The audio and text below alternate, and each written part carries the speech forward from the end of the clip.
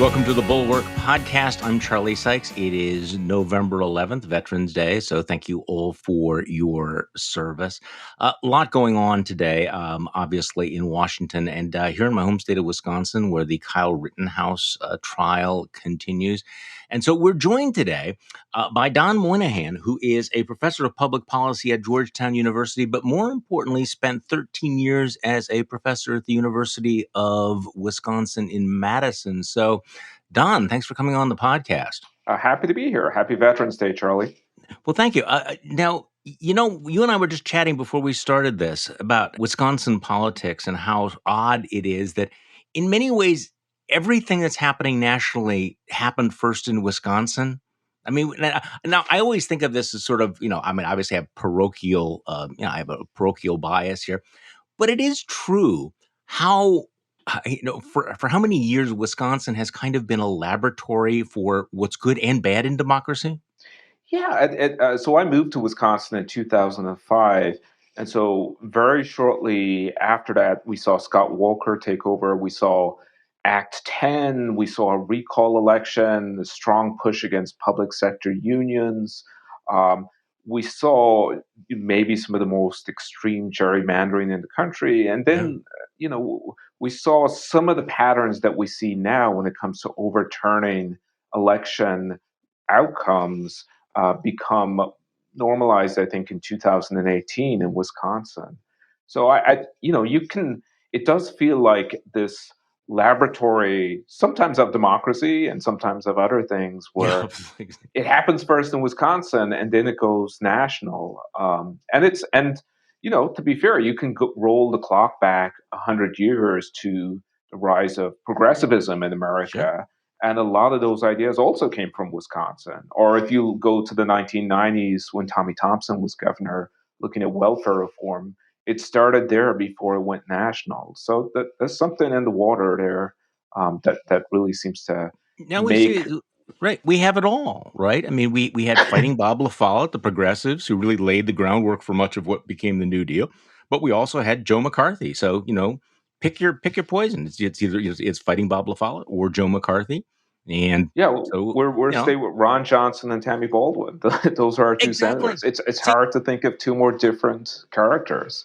So, and very much on brand for Wisconsin to have that kind of schizophrenic thing. You want your progressive mainstream senator. We got that. We got your crazy conspiracy theorist senator. We got that as well. I'm going to come back to Ron Johnson in a moment. I just want to start off with, we have a lot to talk about, including your recent piece about John. We're going to pronounce it McEntee? John McEntee, I'm going to say McEntee. Okay. I'm going to say I'm Irish. It's McEntee. Okay. I'm calling it. This is the one of the characters in the Trump White House who played such a role in January 6th. I want to get to that, but I want to start off with just the moment we're at in American politics right now, because I think sometimes, well, not sometimes, like we move too fast, and we actually need to slow down and go.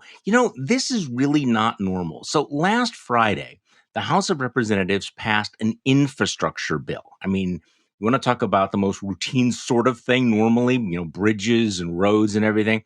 And it has sparked this passionate backlash. And I think it's the New York Times is reporting today on this wave of threats aimed at Republican legislators who voted for the package. One caller instructed Representative Adam Kinzinger of Illinois to slit his wrists and rot in hell. Another hoped that Representative Don Bacon of Nebraska would slip and fall down a staircase. The office of another representative, a Republican from New York, has been inundated with angry messages tagging her as a traitor. And then, of course, you have Republican Representative Fred Upton of Michigan, who got this profanity-laced voicemail, which we're going to play. It's bleeped out. This was obtained by NBC News from his office. And if you listen to this, the person doesn't hold anything back. I hope you die. I hope everybody in your family dies.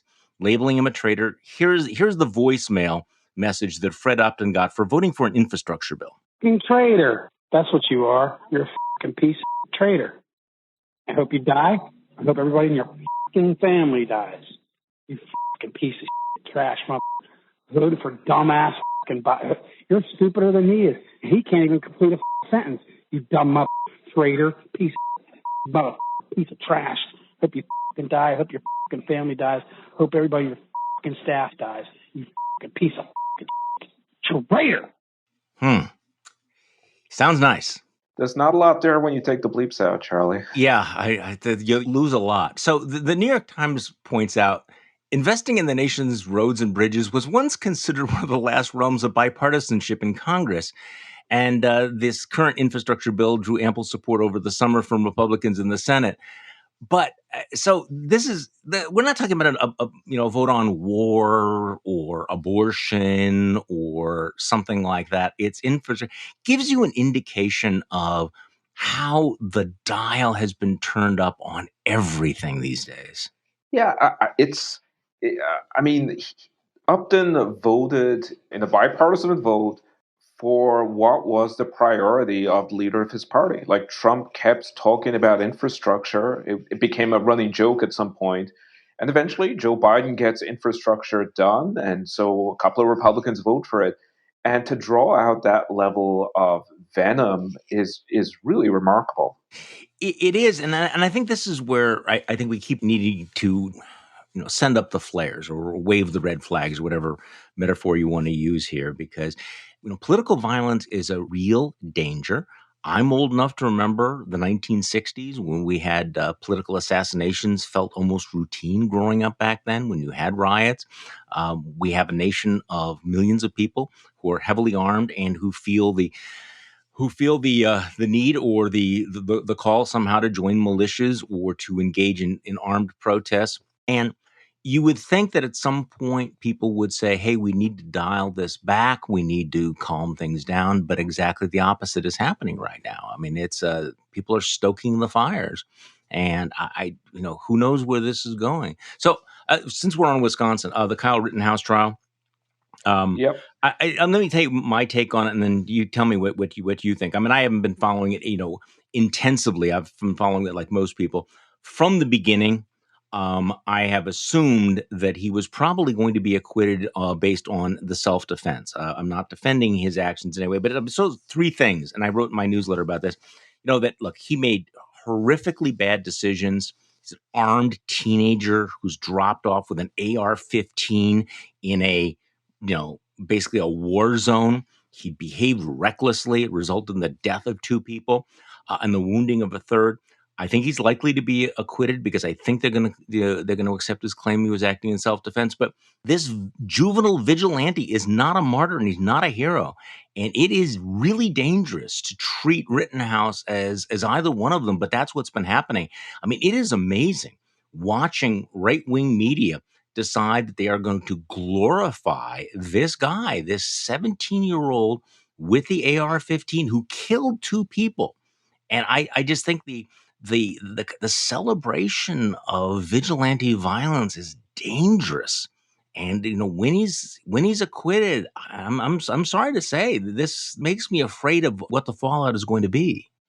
Yeah, it has the potential to have these sort of OJ-like Yeah. consequences when we're applying our partisan lens to it. That people are going to look at this case solely through their partisan tribe and will generate such heat and hostility that at the end of the trial, that itself could be a flashpoint for violence. I mean, I agree. It's you can say this is a young man who made a really sad set of choices. He took And his two mom. people's lives.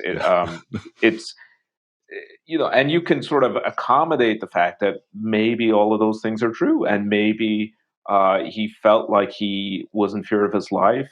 Uh, but why would you put him on a T-shirt?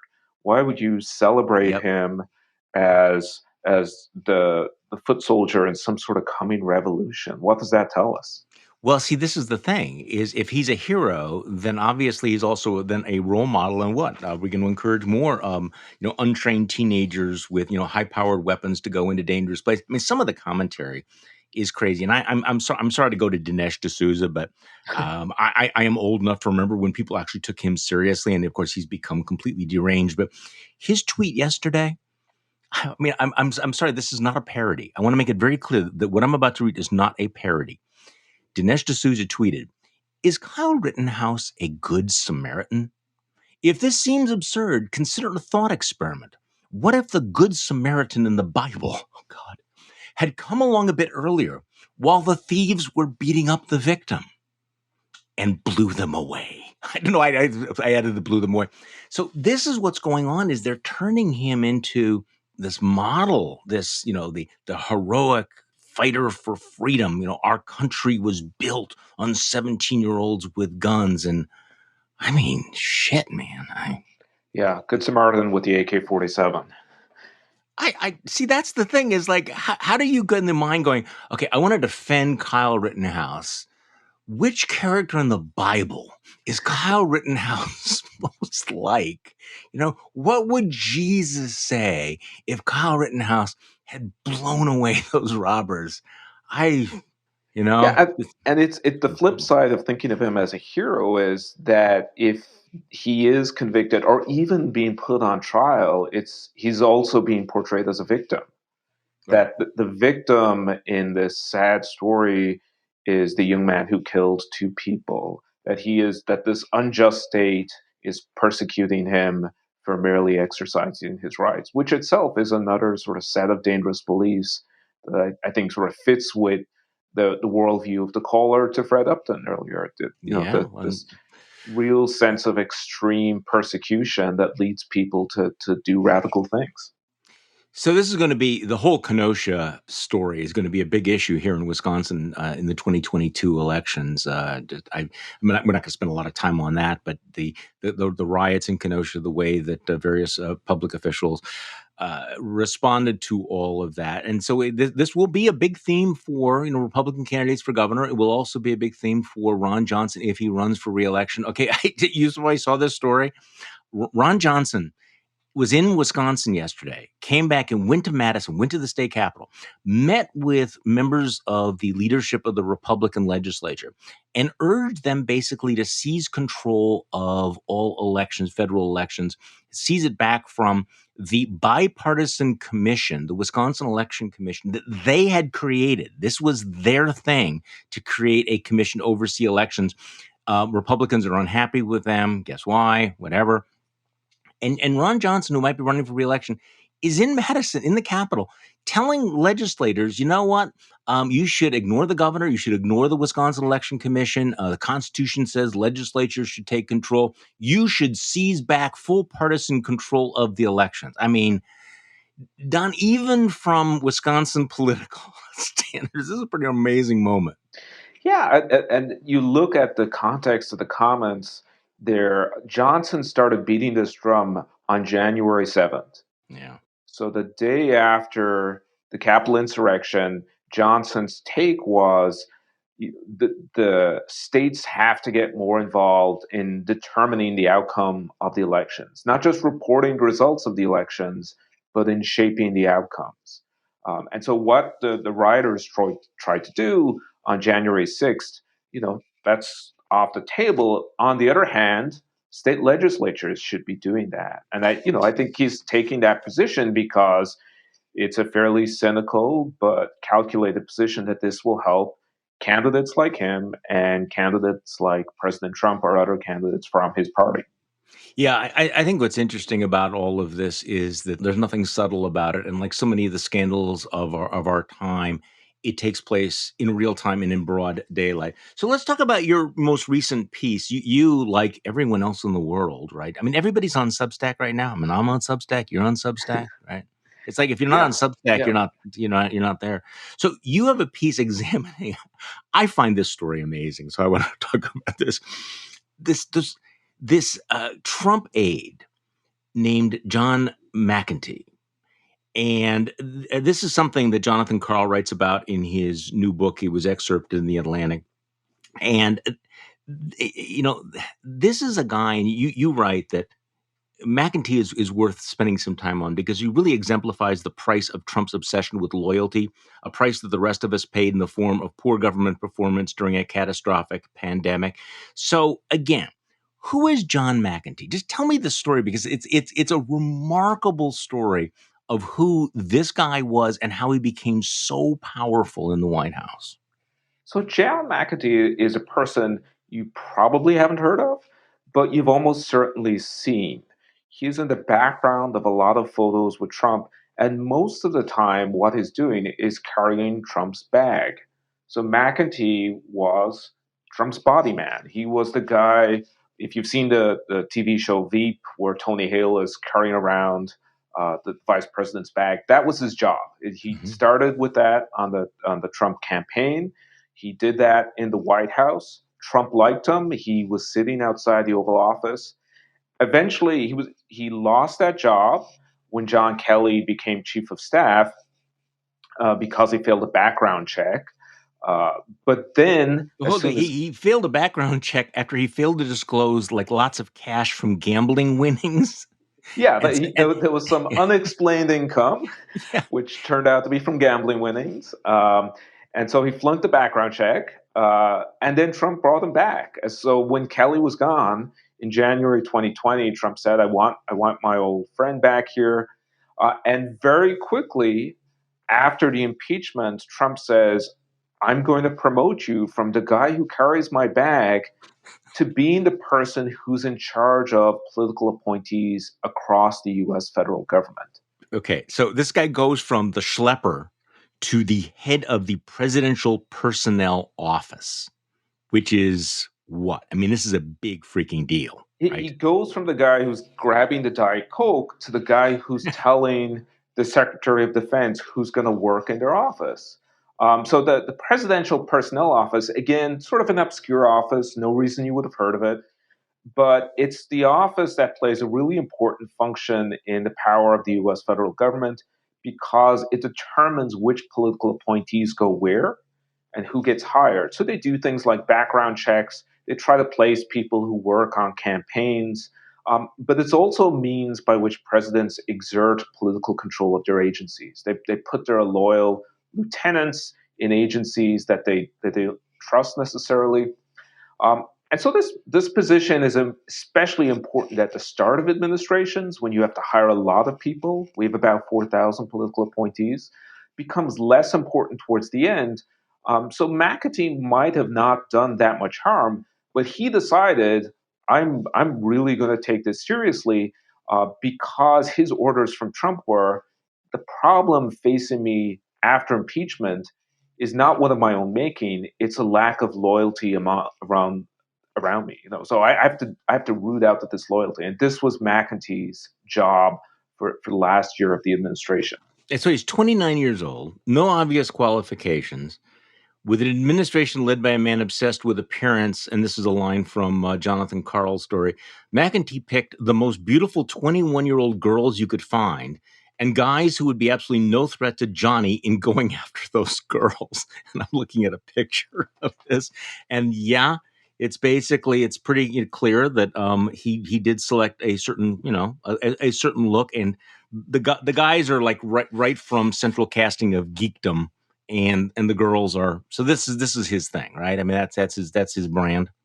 Yeah, the I've seen that picture, and the girls are all at the front Yeah. and surrounding the president, and the guys are off in the back, and that sort of probably represents their relative value in the administration.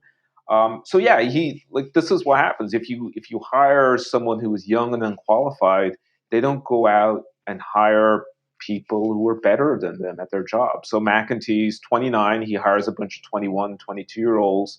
A lot of them are finishing college or just finished college. And he hires people not just who sort of look good if they're female, but also are really unquestionably loyal to Trumpism. Right. And so, the Carl talks about one 20-year-old saying, only in Trump's America could I go from working in the gym to working in the White House. Well, that's true, actually. In Trump's America, Right. not in not in a regular White House Yeah. administration, this would not happen. But in Trump's America, this was possible. And so McEntee starts using these folks to do things like interview staff across the federal government for jobs they've already taken. They're Mhm. basically having to re-interview for their jobs. Checks their social media. There's an amazing moment Yeah, I love where that story. Mark Meadows gets pulled out of Amy Coney Barrett's hearing because one of McEntee's lieutenants found out that a minor appointee at HUD had liked a Taylor Swift Instagram. I had to read that twice. Okay, so the chief of staff to the president of the United States is sitting in a hearing for the confirmation of a U.S. Supreme Court justice. He's called out of the hearing because some low-level staffer liked a Taylor Swift Instagram post. I mean, this is beyond parody. Yeah, well, those are your priorities. I mean, like that's the trade-off. So the presidents all have to manage this consideration when they're trying to hire appointees. They want folks who are loyal to them, who share the president's goals, but they also want competent people because they're not going to achieve their goals if they have people who don't know what they're doing. With Trump, that balance just fell to pieces after his first impeachment because of the degree of paranoia. What was unfortunate for the rest of us is this was also the moment when the pandemic started to emerge. Right. So, right as Trump is leaning into these sort of Nixonian levels of paranoia and engaging in what he would call a witch hunt, right, to use his language, these folks are being pulled out of their jobs. They're having to underdo these loyalty interviews when the pandemic is occurring. And so, at the very least, it's a distraction. And then in some cases, it actively hurts the government response to the pandemic. You know, we have 20-year-old college seniors acting as the liaison between the White House and Health and Human Services in the midst of the pandemic. Maybe they should have gotten someone with some sort of health background, with a little bit Yeah, more experience in you that might think, position yeah. at that point in time. Might have been a good idea.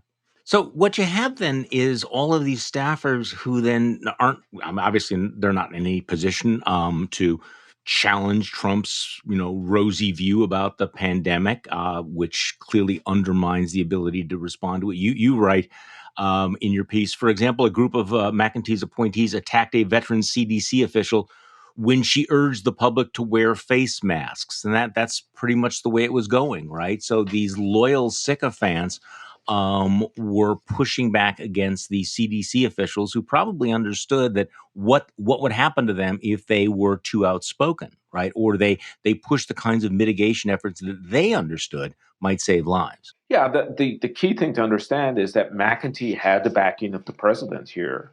And so you have some examples where senior cabinet officials who had enough credibility with the president, like Bill Barr, pushed back and he kicked his White House liaison out of the Department of Justice. He couldn't fire her, but he just said, "You're no longer allowed to come into our building."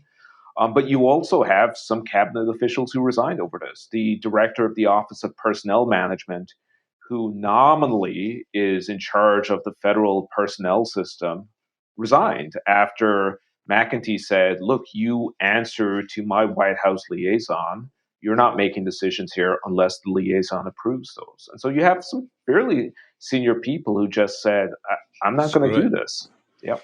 So this is also how you get people like, which it always was kind of the big question mark. I mean, you get guys like Michael Caputo, who was the spokesperson for Health and Human Services. You write, Caputo was an ideologue lacking medical or scientific background that didn't stop him from attempting to alter CDC scientific reports. And that's actually the kind of the nice way of putting it, because Michael Caputo was, I mean, a hair on fire, nut job. And yet somehow he is the guy who is the spokesman for the Department of Health and Human Services in the middle of this massive pandemic. And that's a McEntee thing? Yeah, he was someone McEntee brought in.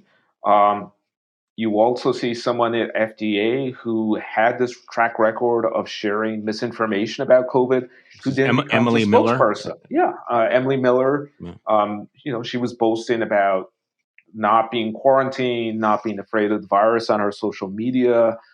And then soon after she gets put in that position, Trump starts talking about this miraculous cure that's coming that will reduce COVID by 35%.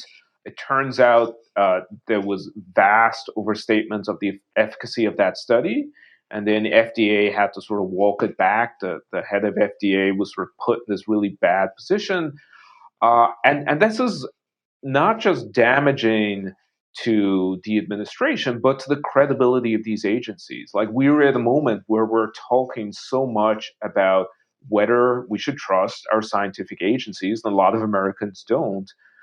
And it doesn't help when you have these political officials saying one thing, the scientific folks saying another, or being forced to say something that they don't really believe in.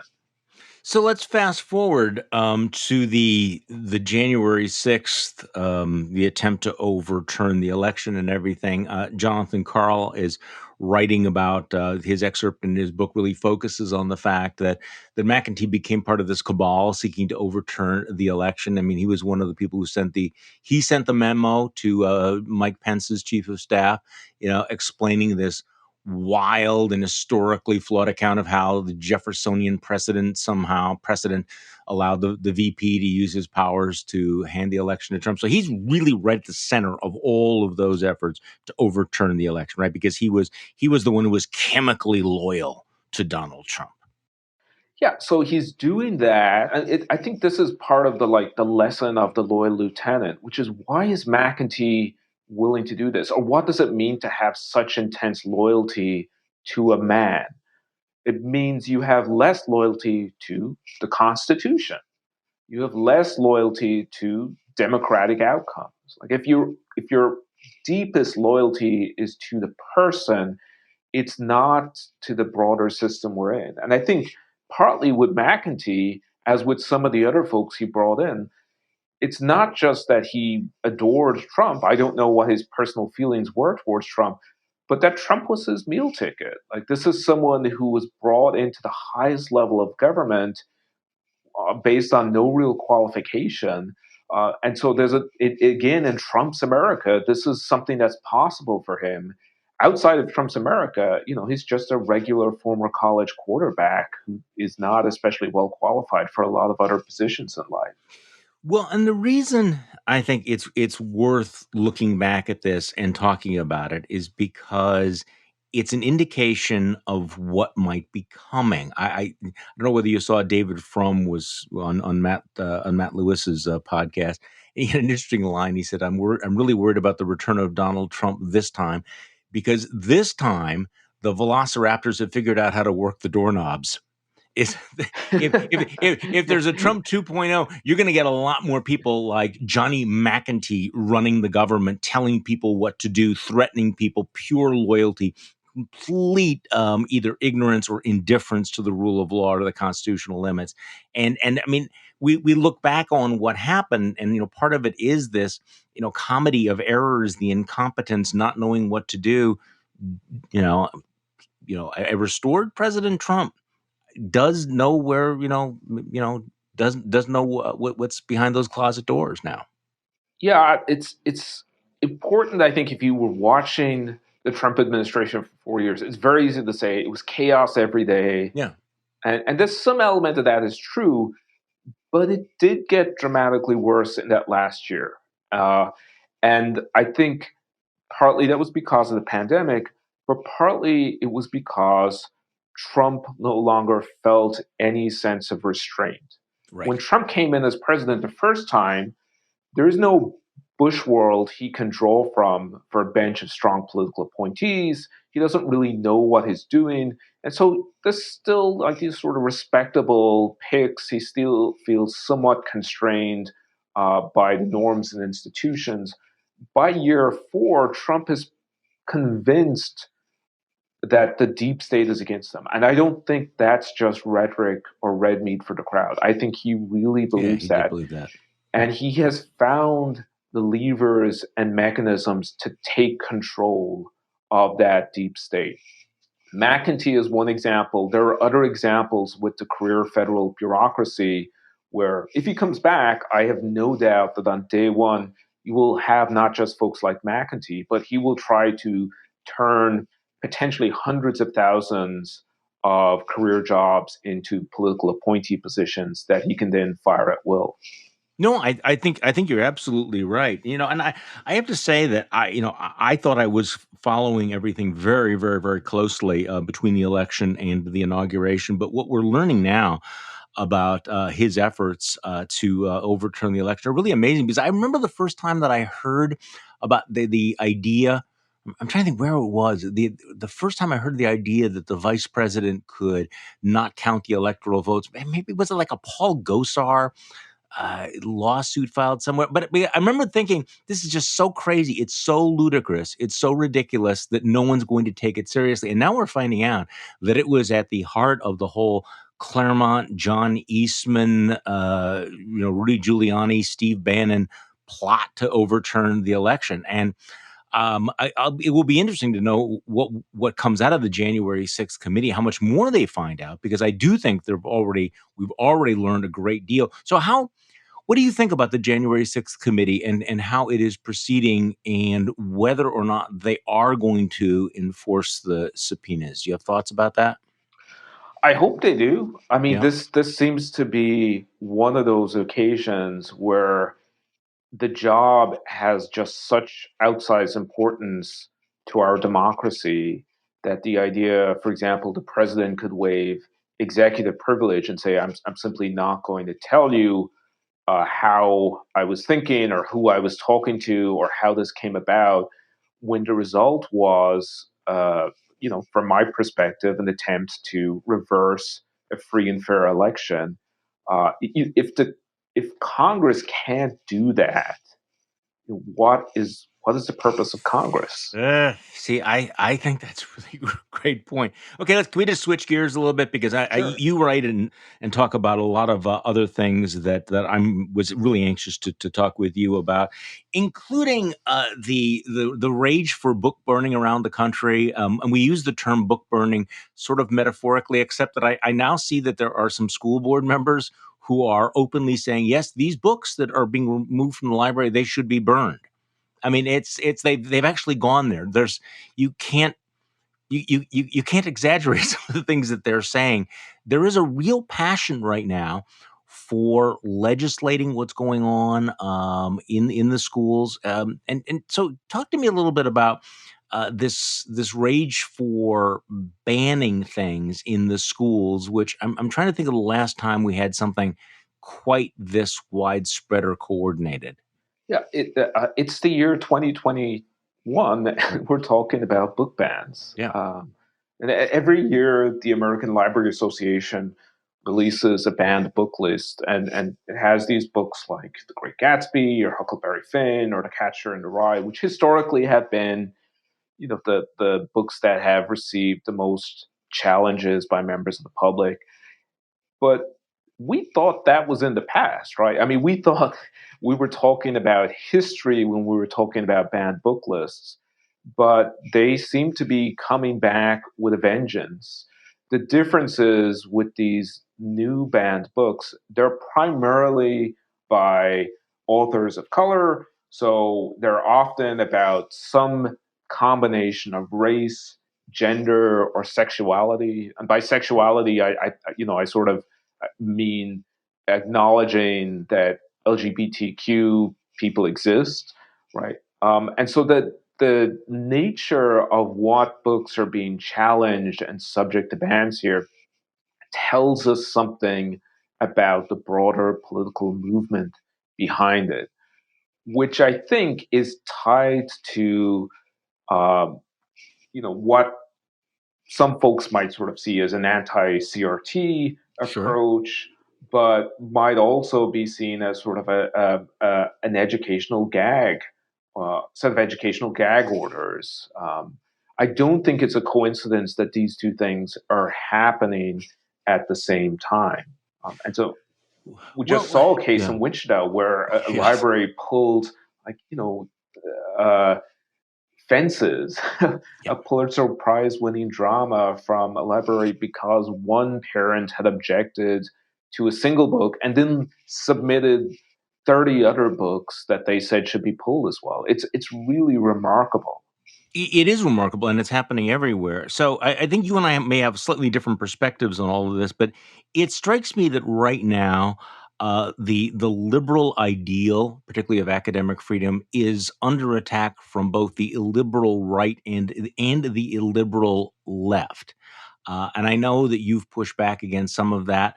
But the reality is that there are folks on the left who've also lost, for whom free speech has lost its luster as well.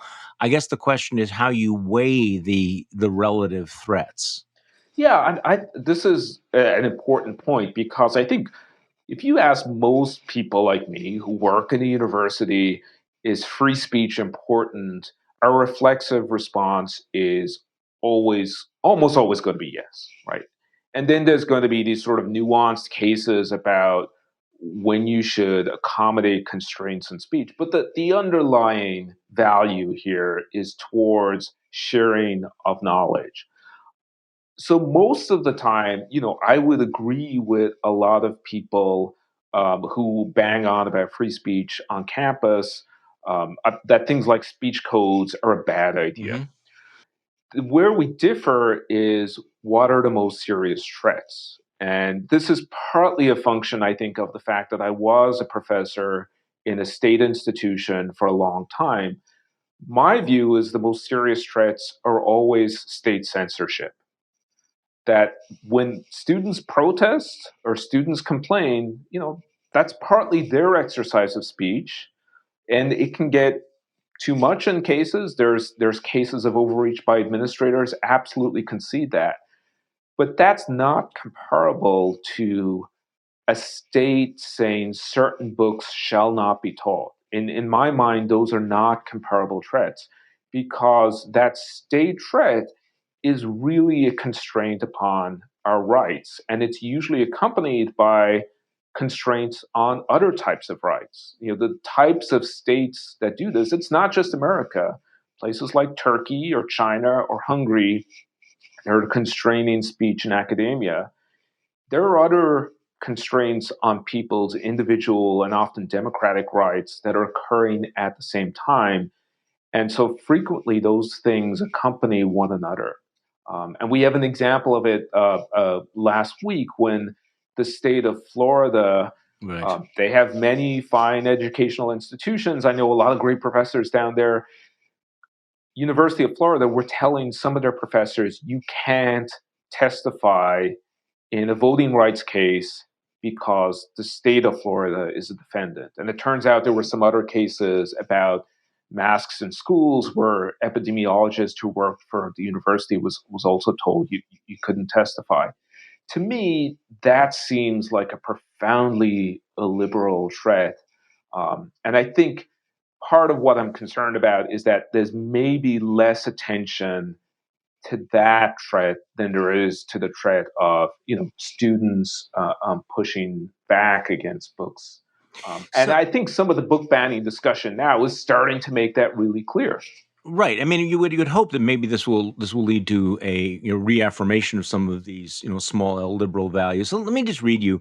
You know that Barry Weiss and others have just founded a new university, which is going to be this bastion of free expression. I want to get your thoughts on all of that. But the former president of St. John's College wrote a piece the other day. Let me just read a paragraph. He said, "The numbers tell the story as well as any anecdote you've read in the headlines or heard within your own circles. Nearly a quarter of American academics in the social sciences or humanities endorse ousting a colleague for having a wrong opinion on hot button issues such as immigration or gender differences. Over a third of conservative academics and PhD students say they have been threatened with disciplinary action for their views. 4 out of 5 American PhD students are willing to discriminate against right leaning scholars, according to this one study. The picture among undergraduates is even bleaker. In Heterodox Academy's campus expression survey last year, 62% of sampled college students agreed that the climate on their campuses prevented students from saying things they believe. Nearly 70% of students favored reporting professors if the professor says something students find offensive.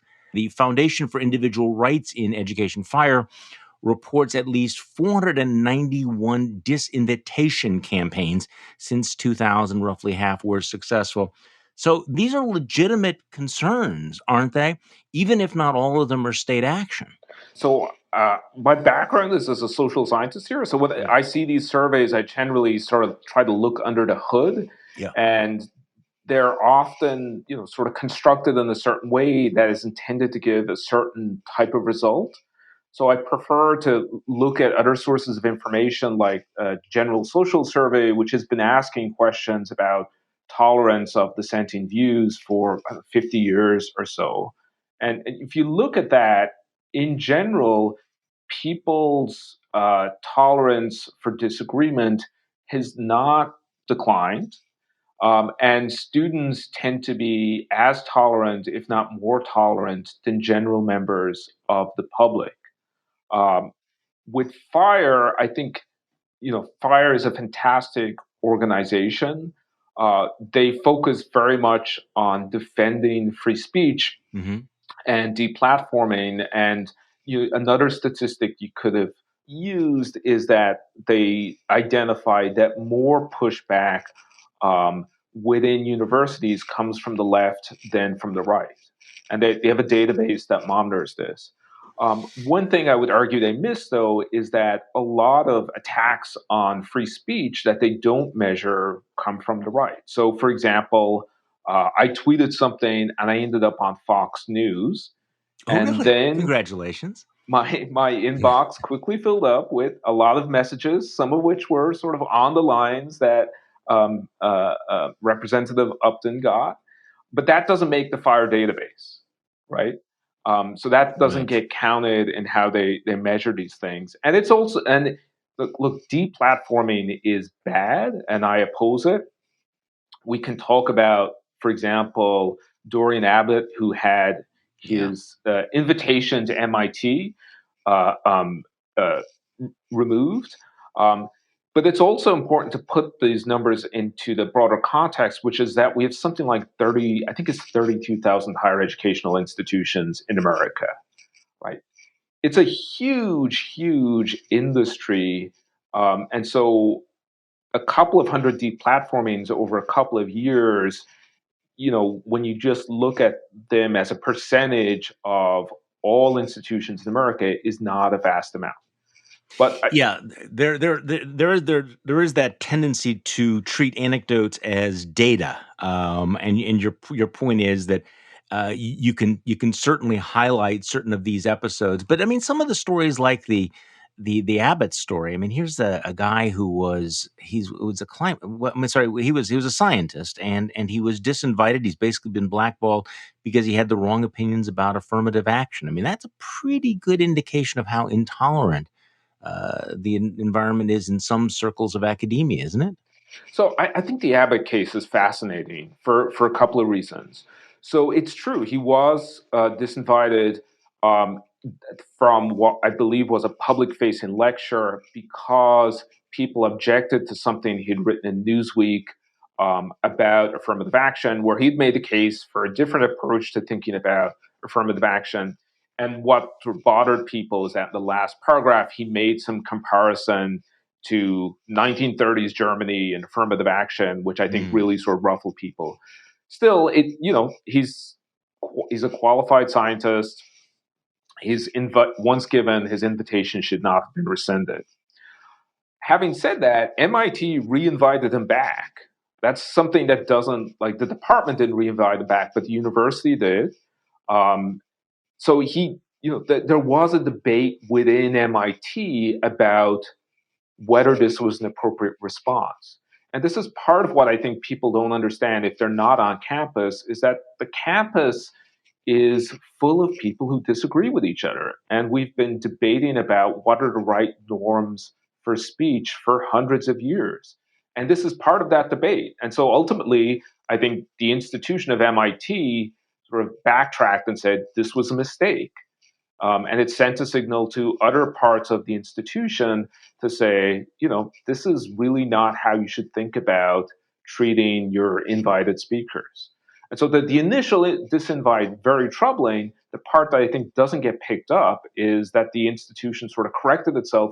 And you also saw lots of other institutions invite Abbott to sort of make a point, So there was a real debate there about this. So in the end, that may have been positive. No, one thing that really has struck me, and I'm sure you've seen it as well, is watching people on the right who had been all in on academic freedom and the right of free speech, to watch how quickly they pivoted during this debate over critical race theory to embracing not just censorship but the complete cancel culture. It was just like it's like somebody hit a switch, and from this very robust defense of academic freedom to really uniform endorsement of these laws that tell teachers not only what books they can't teach, but also what words they can't use. Here in Wisconsin, they actually helpfully came up with a list of words that would violate the law,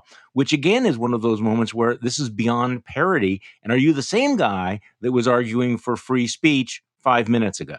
See, this is the cynical era that we're living right now. Yeah, I think I've always been sort of really attuned to this, being a professor in Wisconsin for a long time. I can remember when, for example, Scott Walker pulled the search for truth from the university mission statement. Then he backtracked and said it was a drafting error. And my impression was always the commitment to free speech and academic freedom was valuable in as much as it was used to defend more conservative speakers. So when Ben Shapiro's on campus, or more conservative faculty. And we had a faculty member in Marquette whose case went to the Supreme Court Right. after he John doxed. McAdams. Yeah. Yeah, John McAdams. Yeah. And, very conservative faculty member, and the heavily conservative Wisconsin Supreme Court backed his right to speech there. And so I think there was always this contingent element for that defense of freedom in parts of the conservative world. And then when critical race theory came along as sort of a bogeyman, Yeah. Never mind. it was, so good that they couldn't pass it up. And it's, literally having the connection between the anti-CRT bills and the book burning that we were talking about earlier is that many of those anti-CRT bills, they embedded in statute, thou shall not teach this book. Like the Right. 1619 project, you cannot bring it into a classroom. You cannot discuss it in an educational setting. No, and that's in a lot of ways. I was thinking about this the other day. The whole emphasis on academic freedom is part of kind of the marketing tool, which is that I'm saying something so bold that they will shut me down, or you need to watch this YouTube video before it is censored or it is banned. That's very much part of the whole Ben Shapiro shtick, right? That I'm a victim, that I'm saying these uncomfortable truths. So, what do you think about this new University of Austin? I actually have mixed feelings. They have a very, very impressive list of people who are involved. So, and there's a long history in higher education of people creating new institutions. But I wonder where you go if the whole approach is, we are the anti-woke university. You know what I mean. I mean, when they founded the University of Chicago, for example, it was, this is the kind of humanities curriculum we want. We want to emphasize the great books. I'm not sure that a university that is created as a reaction to intolerance. I mean, what are they going to do? Are they just going to have courses in like, here's my outrageous opinion today, or here's something that I'm going to teach you that you wouldn't be allowed to teach at Yale or Harvard? I mean, is that the way it's going to go? I just don't know. I mean, I wish them the best, but I have questions. What do you think? So I think good luck to them.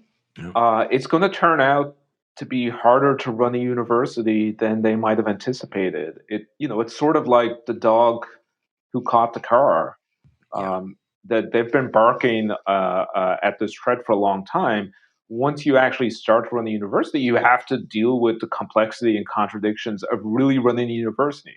Now, there's a question of whether they'll really have a university or whether they'll have like sort of TEDx talks and summer events. It's not accredited. There might not be degrees, but they're promising a real university. I do think they have sort of painted themselves into an intellectual corner where, on the one hand, their argument is we are uh, thinkers who value intellectual diversity. On the other hand, there are two problems with that. One is the core thing that seems to hold the enterprise together is this opposition to wokeism. Right. The sense that, wokeism is silencing us, and you can only do that so often, right? Like at some point, that message gets boring, and people are going to ask, "What's next?" Um, the second problem is that a lot of the folks who are associated with this university have themselves not really good records when it comes to free speech or academic freedom or attacking people they disagree with. Um, you know, uh, Niall Ferguson, who wrote this really long piece in Bloomberg about the the need for this new university and academic freedom and so on. When he was at Stanford, he sort of did opposition research on an undergraduate student and tried to make his life miserable because they disagreed with each other politically. Like once you take responsibility for these values, you have to live up to these values. No, I think that assuming that they are values as opposed to simply cudgels to use in this week's culture war. But I think these are serious scholars, and with a few exceptions, I think that they obviously have put their reputations on the line, and therefore are going to have to create a real university. But I agree with you. I think that there's the question about, once the anti-wokeism thing, after week 6 of being anti-woke, what do you do? What's the next thing that you do in your course on Shakespeare or your course on the history of the 100 Years' War? Don Moynihan, thank you so much for joining me. You are a prolific figure on social media, and you have your own Substack newsletter, which is called Can we still govern? Can we? You have an answer? What's the spoiler alert there? It's a struggle. Eternal vigilance. Maybe we can, but things are not looking good, Charlie. All right. Thanks for joining me on the podcast today. I appreciate it very much, Don. Thank you so much. And thank you for listening to today's Bulwark podcast. I'm Charlie Sykes. We'll be back tomorrow, and we'll do this all over again.